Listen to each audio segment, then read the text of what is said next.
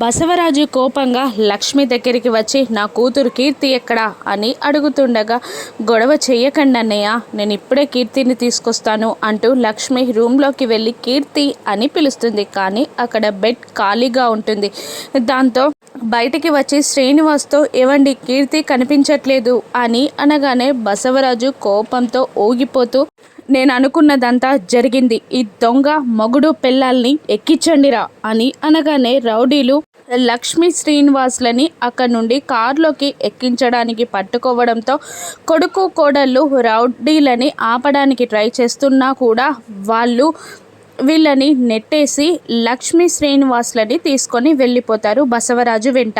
కారులో లక్ష్మీ శ్రీనివాసులని ఎక్కించుకొని బసవరాజు అక్కడి నుండి వెళ్ళిపోగానే తులసి వాళ్ళ పెద్ద వదిన తులసి అంటూ సిద్ధు వాళ్ళ ఇంటికి వస్తుంది. ఏమైంది వదిన అని కంగారుగా అడుగుతూ ఉంటుంది.